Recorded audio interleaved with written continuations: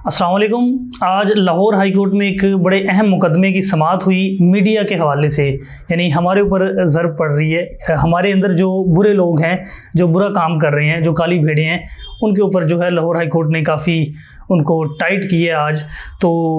आज उस हवाले से जो केस हुआ उसकी समाअत हुई, तो मैं आपको बताता हूँ। लाहौर हाई कोर्ट के जस्टिस अली ज़िया बाजवा हैं, उनकी अदालत में इस केस की समाअत हुई और जो पटिशनर हैं इसमें वो विशाल शाकिर हैं, जो कि ख़ुद भी एक एडवोकेट हैं, और इनके आगे वकील थे मियाँ अली हैदर, जो इनकी नुमाइंदगी कर रहे थे। तो इनका केस ये था कि लाहौर हाई कोर्ट ने ये ऑर्डर दिया था कुछ माह कबल कि जो भी मुल्ज़िमान जो हैं ज़ेर हिरासत हैं, पुलिस की कस्टडी में हैं, उनके ऊपर कोई मुकदमा दर्ज है, मुकदमे में नामज़द हैं, अंडर कस्टडी हैं, ये तफ्तीश हो रही है उनकी, तो मीडिया के नुमाइंदगान या यूट्यूबर्स जो हैं वो उनका इंटरव्यू नहीं कर सकते। आपने देखा होगा अक्सर ये होता है कि मीडिया के जो नुमाइंदगान हैं वो पूछ रहे होते हैं, जी आप किस जुर्म में यहाँ पर आए हैं। कोई कह रहा होता है मैंने अपनी बीवी को कत्ल किया है, कोई कुछ, तो वो उनको दोबारा इंटाइस कर रहे होते हैं और उनसे चीज़ें वगैरह पूछ रहे होते हैं, बिल्कुल एक सेंसेशनलिज्म को बेच रहे होते हैं। तो इसके खिलाफ लाहौर हाई कोर्ट ने ऑर्डर दिया था, लेकिन अभी भी ये सूरत हाल जारी है, अभी भी इक्का दुक्का ऐसे वाक़यात नज़र आते हैं।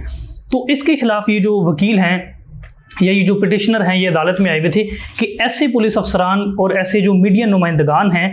इनके खिलाफ जो है तौहीन अदालत की कार्रवाई की जाए कि ये अदालत के हुक्म को जो है नहीं मान रहे हैं, अदालत ने मना किया है, इसके बावजूद भी ये वही हरकत जो है ये जारी किए हुए हैं। तो आज जब इस केस की समाअत शुरू हुई तो जो एडवोकेट, जो प्रोसिक्यूटर जनरल पंजाब हैं सैयद फरहाद अली शाह, वो भी अदालत में आए। जो DIG ऑपरेशंस हैं अली नासर रिजवी, जो पुलिस की जानिब से थे, वो भी यहाँ पर आए। एक SP साहब भी मौजूद थे, फिर पटिशनर साइड के वकला थे, फिर कुछ सहाफ़ी भी मौजूद थे जिनको अदालत ने तलब किया हुआ था अपनी मुआवनत के लिए कि आप हमें मशवरा दें ये फ़ैसला करने के लिए। तो जब ये केस शुरू हुआ तो सबसे पहले किसी ने वहाँ पर बात की, एक वकील ने, कि जी जो टोबा टेक सिंह में कत्ल का वाक़या हुआ है, कुछ दिन पहले आपने देखा होगा कि एक भाई ने अपने बाप की मौजूदगी में एक लड़की को, अपनी बहन को कत्ल किया। तो एक वकील ने कहा कि उसका जो मुलजिम था, वो जो लड़की का भाई था, वो जाता है थाने में, तो उसकी भी टिकटॉक बनाई गई और वो टिकटॉक पर अपलोड की गई, और उसी टिकटॉक को दुनिया न्यूज़ ने भी अपने चैनल पर जो है वो चलाया है। तो इस पर जो SP साहब वहाँ पर मौजूद थे, उन्होंने कहा कि जी जो मुतल्लिका मुहर्रर था, जो पुलिस ऑफिसर वहाँ पर मौजूद था, तो उसके खिलाफ जो है वो पर्चा हो चुका है।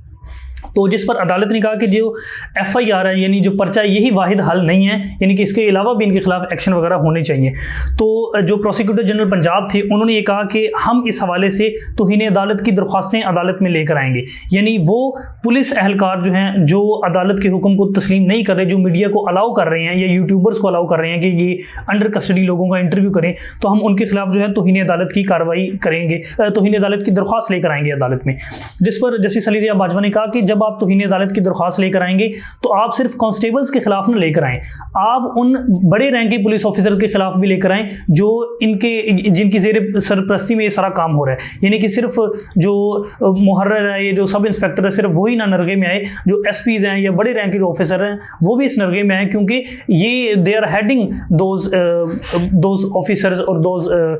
थानाज और पुलिस स्टेशंस। तो इसके बाद जो है पैमरा के जो वकील थे वो अदालत में मौजूद थे, उनसे जस्टिस अली ज़िया बाजवा ने सवाल किया कि जी आप लोगों ने क्या एक्शन लिए उन TV प्रोग्राम्स के खिलाफ या उन एंकर्स के खिलाफ जो अभी भी अंडर कस्टडी लोगों का इंटरव्यू कर रहे हैं। तो उस पर जो पैमरा के वकील थे उन्होंने कहा कि प्रोसिक्यूशन डिपार्टमेंट की जानिब से, यानी पंजाब का जो डिपार्टमेंट है जो इस तरह के क्रिमिनल केसेस को डील करता है, उनकी जानिब से हमें कुछ शिकायतें मौसूल हुई थी कुछ रिपोर्टर्स या एंकर्स के खिलाफ। तो हमने उनको अपने जो काउंसिल ऑफ कंप्लेंट्स है, यानी जो शिकायत सेल है, उसमें हमने उसको डिस्कस किया उन सारी चीज़ों को। उसके बाद हमने अपनी रिकमेंडेशंस पैमरा को दे दी हैं कि इन लोगों के ऊपर फ़ाइन होना चाहिए, इन लोगों के प्रोग्राम जो हैं वो बैन होना चाहिए, इनको जुर्माने वगैरह होने चाहिए। तो उन्होंने कहा जी जो शिकायत सेल है उन्होंने इसकी इन्वेस्टिगेशन करके इन चीज़ों को डिस्कस करके पैमरा को जो है वो सारी रिकमेंडेशन दे दी है कि इन TV चैनल्स के ख़िलाफ़ या इन प्रोग्राम एंकर्स और रिपोर्टर्स के ख़िलाफ़ जो है ये फ़ाइन या ये जुर्माने वगैरह होने चाहिए या ये इनके खिलाफ एक्शन लिया जाए। तो उस पर उन्होंने ये कहा वकील ने कि पैमरा ने इस हवाले से अभी ऑर्डर जो है वो करना है, और जो ही पैमरा हमें इसका ऑर्डर देता है कि उन्होंने क्या जुर्माने किए हैं, क्या उन्होंने एक्शन लिया है, तो वो हम अदालत में ये जमा करवा देंगे ताकि अदालत को पता लग जाए कि हम क्या एक्शन ले रहे हैं। तो उसके बाद जो अदालत में मौजूद सहाफ़ी थे उनके साथ जो जस्टिस अली ज़िया बाजवा हैं वो मुखातिब हुए और उन्होंने कहा कि जी क्या किसी का ज़बरदस्ती इंटरव्यू किया जा सकता है, जिस तरह ये ऐसा हो रहा होता है कि मुलजिम को खड़ा किया हुआ होता है पुलिस ऑफिसर्स ने और उसका बिल्कुल पता चल रहा होता है कि उसको बेचारे को पता नहीं 2 थप्पड़ मार के लेकर आए हैं कि आप आएँ और इंटरव्यू दें। तो इस पर जो सहाफ़ी वहाँ पर मौजूद थे उन्होंने कहा जी ऐसा बिल्कुल भी नहीं किया जा सकता, किसी भी शख्स को इसकी इजाज़त नहीं दी जा सकती कि वो ज़बरदस्ती किसी का इंटरव्यू करे। तो इस पर जस्टिस अली ज़िया बाजवा ने ये भी कहा कि क्या ये हो सकता है कि कोई बंदा मैट्रिक करके उठे और कैमरा हाथ में पकड़े, माइक पकड़े और वो सहाफ़ी बने। तो जो वहाँ पर सहाफ़ी मौजूद थे उन्होंने कहा जी बिल्कुल इसकी भी इजाज़त नहीं दी जा सकती। तो जो वहाँ पर वकील मौजूद थे उन्होंने कहा कि जी मीडिया की कोई भी रेगुलेटरी सिस्टम नहीं है, कोई भी मैकेनिज्म नहीं है। जैसे जो वकला हैं उनकी पंजाब बार काउंसिल है या पाकिस्तान बार काउंसिल है, इसी तरह जो इंजीनियर्स होते हैं या जो डॉक्टर्स होते हैं उनको भी लाइसेंस जारी होता है, लेकिन मीडिया के हवाले से कोई भी ऐसी रेगुलेटरी बॉडी नहीं है जो इनको लाइसेंस वगैरह मुहैया करे। इसके शायद प्रोज भी हों, कॉन्स भी हों, अब ये देखना पड़ेगा कि बाहर के मुल्कों में क्या मामला हैं, लेकिन पाकिस्तान में ऐसा ही जिसका दिल करता है वो उठता है, माइक पकड़ता है और शुरू हो जाता है। तो जैसे अली ज़िया बाजवा ने कहा कि मैं ये मामला जो है ना शायद मैं ये लार्जर बेंच को भेजूं, यानी 3 रुकनी बेंच को या 5 रुकनी बेंच को भेजूं, ताकि इसका एक दफ़ा हल निकलना चाहिए कि ये जिस तरफ ये मीडिया वाले जा रहे हैं या कोई भी जो शख्स जो है वो उठता है और शुरू हो जाता है। तो जो वकील हैं इसमें पिटिशनर साइड के मियां अली हैदर, उन्होंने बड़ी दिलचस्प बात की अदालत में। उन्होंने कहा कि 2014 का एक कानून है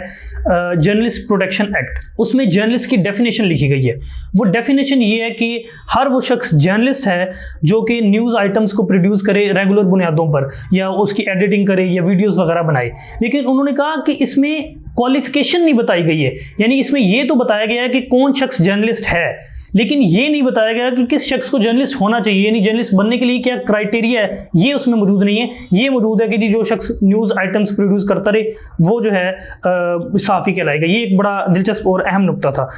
तो इसके अलावा जो है अदालत में सहाफ़ी मौजूद थे, उन्होंने कहा जी प्रेस क्लब या PUFJ जो हैं ये हमारी बॉडीज़ हैं, लेकिन ये भी किसी हद तक जो है बिल्कुल नाकारा हैं। सहाफ़ी इनकी कहाँ बात तस्लीम करते हैं और ना इनके पास कोई एग्जीक्यूटिव अथॉरिटी है किसी का कोई लाइसेंस वगैरह मुअत्तल करने की। तो अदालत ने यह भी कहा कि अगली समात पर आप जो सहाफ़ी हज़रात यहाँ पर मौजूद हैं, आप मुझे एक तो लॉज बताएँ मीडिया के जो भी बने अब तक, दूसरा आप मुझे रिटन रिप्लाई जमा करवाएँ कि हमें क्या करना चाहिए, क्या ऑर्डर पास करना चाहिए, क्या जजमेंट देनी चाहिए इन सहाफ़ियों के हवाले से या पुलिस अफसरान के हवाले से। और ये भी हुआ कि जो DIG ऑपरेशंस हैं अली नासिर रिज़वी वो अदालत में मौजूद थे। उन्होंने आखिर में कहा कि माय लॉर्ड अदालत का ऑर्डर आने से पहले ये वाक़यात बहुत ज़्यादा होते थे, यानी कि हर चौथे रोज़ हम ये देख रहे होते थे किसी न किसी TV चैनल पर चल रहा है किसी अंडर कस्टडी मुलजिम का इंटरव्यू। लेकिन अब उन्होंने कहा कि ये वाक़यात बहुत कम हो गए हैं। उन्होंने कहा कि सिर्फ 3 वीडियोज़ ऐसी आई हैं, हो सकता है मेरा ख्याल है इससे ज़्यादा वीडियोज़ हैं। अली नासिर रिज़वी साहब कह रहे हैं सिर्फ 3 वीडियोज़ हैं, उनके इल्म में सिर्फ यही होगा। तो अदालत ने कहा कि जी इस हवाले से मुझे रिटर्न रिप्लाईज जो हैं वो जमा करवाए पैमरा भी कि उन्होंने क्या एक्शन लिया उन सहाफ़ियों के ख़िलाफ़, और जो दीगर सहाफ़ी मौजूद हैं अदालत में ये भी मुझे एक अपना रिटर्न रिप्लाई जमा करवाएं कि मुझे क्या फ़ैसला वगैरह देना चाहिए, मुझे मेरी असिस्टेंट करें। तो ये हुआ। दूसरा फिर ये जो केस की समात है इसने दूसरी जानिब रुख लिया वकला की जानिब, यानी वो वकील जो यही हरकतें कर रहे हैं, जो टिकटॉक वीडियोज़ बना रहे हैं और बिल्कुल बदतमीज़ी कर रहे होते हैं, किसी भी थाने में चले जाते हैं वहाँ पर पुलिस एहलकारों के साथ बदतमीज़ी कर रहे होते हैं, किसी भी जगह पर चले जाते हैं और बिल्कुल अजीबो गरीब, आपने देखा होगा, नाम लेने की भी ज़रूरत नहीं है, एक का नाम वहाँ पर डिस्कस भी हुआ, मैं वो बताता हूँ अदालत में। तो अदालत में जो प्रोसिक्यूटर जनरल पंजाब थे वो भी मौजूद थे। जस्टिस अली ज़िया बाजवा के पास कोई रिपोर्ट मौजूद थी तो उन्होंने कहा कि जी ये जो मतीन नामी एडवोकेट है ये क्यों टिकटॉक्स बना रहा है। आपने देखा होगा काफ़ी मशहूर हैं अब्दुल मतीन साहब जो टिकटॉक वीडियोज़ बना रहे होते हैं, यूट्यूब पर भी हैं, शायद ये वकील हैं और बिल्कुल यानी अजीबो गरीब, कभी किसी थाने में चले जाएंगे कभी कुछ। तो उस पर जो SP हैं उनसे अदालत ने इस्तफसार किया, ये पूछा कि जी आप ये कैसे इजाज़त दे सकते हैं कि कोई शख्स थाने में आए और वो शुरू हो जाए हुल्लड़बाजी बदतमीज़ी करना शुरू हो जाए जो पुलिस एहलकार है उनके साथ। तो जो वहाँ पर SP मौजूद थे उन्होंने कहा जी वो जो वकील साहब हैं गालिबन उन्हीं की बात हो रही थी कि वो अदालती बैलफ के साथ आए थे अदालत में थाने में। तो उस पर अदालत ने कहा कि ये क्या बात हुई, अगर वो किसी अदालती बैलफ के साथ भी आए हैं फिर क्या हो गया इससे, इसका मतलब ये तो नहीं है कि वो थाने में आके जो कुछ मर्जी करें। तो जो वहाँ पर पिटिशनर वकील थे उन्होंने ये कहा कि जी ये जो वकला हैं ये अदालतों में भी घुस जाते हैं, ये दूसरी जगहों पर भी घुस जाते हैं और छापे मारते हैं ये तो तकरीबन। और फिर इस हवाले से जो सरकारी वकील थे उन्होंने कहा जी हम इस हवाले से पंजाब बार काउंसिल जो है उससे दरख्वास्त करते हैं कि वो इन वकीलों का कुछ करे। पंजाब बार काउंसिल जो है वो रेगुलेटरी अथॉरिटी है इन वकीलों की, यानी कोई भी शख्स जो है, कोई भी जो वकील है उसका लाइसेंस मुअत्तल कर सकती है पंजाब बार काउंसिल। उसके साथ रजिस्टर्ड होते हैं पंजाब के तमाम वकला। तो उसके कुछ देर बाद जो है पंजाब बार काउंसिल के जो वाइस चेयरमैन है कामरान बशीर मुगल, वो अदालत में आ गए और उन्होंने अदालत की असिस्टेंट की। उन्होंने कहा कि जी हम इस तरह के वकीलों को बेहतर नहीं समझते और हम इस हवाले से एक नोटिफिकेशन लेकर आए हैं जिसको हम गैजेटेड बनाएंगे, यानी गैजेट में शामिल करेंगे, उसको हम लॉ बनाएंगे वो इन वकीलों के हवाले से। उन्होंने कहा कि वो नोटिफिकेशन ये है कि कोई भी अगर वकील है और वो टिकटॉक नहीं बना सकता अपने यूनिफॉर्म में, ऐसा टिकटॉक जो वकीलों की डिग्निटी को मुतासिर करे। उन्होंने कहा कि वो कोई गाने, फिल्म, मॉडलिंग या इस तरह की डांसिंग वाली जो वीडियोस हैं वो नहीं बना सकते। फिर अपने पीछे जो गार्ड्स हैं, सिक्योरिटी गार्ड्स, वो नहीं खड़े कर सकते। फिर वो बंदूकें, असला वगैरह ये सारी चीज़ें नहीं दिखा सकते। और उसके साथ साथ उन्होंने ये भी कहा कि मेरी जब उनसे बात हुई कामरान बशीर मुगल साहब से, उन्होंने कहा कि अगर कोई शख्स अब ऐसा करता है तो उसके बाद हम इसको डिस्कस करेंगे अपने काउंसिल में, अपनी जो भी गवर्निंग बॉडी है उसमें। उसके बाद हम इन वकीलों के लाइसेंस जो है वो मुअत्तल करेंगे जिन्होंने ये बदनामी का सबब बन रहे हैं। तो इस पर अदालत ने ये भी कहा कि जी आपके जो पुलिस एहलकार हैं, पुलिस वाले से ये कहा कि वो इखलाकी तौर पर क्या बहुत ही कमज़ोर हैं कि ये जो वकला हैं ये अदालत में आते हैं और कुछ भी करके शुरू हो जाते हैं। उन्होंने अल्फाज इस्तेमाल किए कि थाने में आते हैं और थाने का ऑर्डर शुरू कर देते हैं। तो ये उन्होंने पूछा जो पुलिस एहलकार थे उनसे कि आपके जो पुलिस एहलकार हैं शायद वो कोई करप्ट हैं या वो इखलाकी तौर पर ठीक नहीं है, क्योंकि इसीलिए वो इन वकीलों को जो है वो अलाउ करते हैं ताकि ये वकील आएँ और अदालत में जो है वो कुछ भी करते रहें। तो ये सारी जो है आज समातें हुई और मैं ये समझता हूँ इसका हल ज़रूर निकलना चाहिए, ख़ास तौर पर वकीलों का भी और सहाफ़ियों का भी। अब वकीलों के हवाले से मैं आपको बताता हूँ, पिछले दिनों एक मेरे दोस्त हैं, उनके छोटे भाई का उनका फ़ोन आया मुझे, मेरी बात हुई उनसे। उन्होंने कहा जी मैं वकील बनना चाहता हूँ। अच्छा, उनके ज़हन में जब मैंने उनको खरीदा तो उनके ज़हन में यही था कि जी वकील जो होते हैं वो किसी भी अदालत में चले जाते हैं, किसी भी थाने में जाके पुलिस ऑफिसर से कुछ भी कर सकते हैं, किसी भी जगह जा सकते हैं। अच्छा, मैं उनको समझाता रहा कि यार ये तो वकील की ज़िंदगी का महज 5 से 10% है। बाकी सारा दिन तो वो बेचारा, अगर कोई प्रोफेशनल वकील है वो तो बेचारा पढ़ता रहता है सारा दिन। वो लाइब्रेरी में बैठा होगा, केस तैयार कर रहा होगा, पटिशन बना रहा होगा, कोई रिसर्च कर रहा होगा, जजमेंट पढ़ रहा होगा।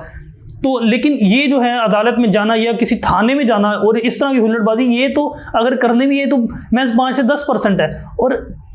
ये जो ताकत है थाने में जाने की या दीगर ताकतें जो हैं ये तो आपको मिल ही जाएंगी अगर आप अच्छा और तगड़ा अगर आप वकील बन रहे हैं, अगर आप प्रोफेशनल वकील बन रहे हैं। तो कोई भी यानी कि आपको ये करने की इजाज़त ही नहीं होगी कि आप थाने में जाएं और पुलिस एहलकारों के साथ जो है उन पर अपना रौब जमाएं। पुलिस एहलकार के ऊपर वैसे ही आपका रौब होगा कि यार इस बंदे को कानून पता है और मैं इसके साथ कोई भी गलत बात जो है वो नहीं कर सकता। दूसरा, मीडिया के हवाले से भी बिल्कुल एक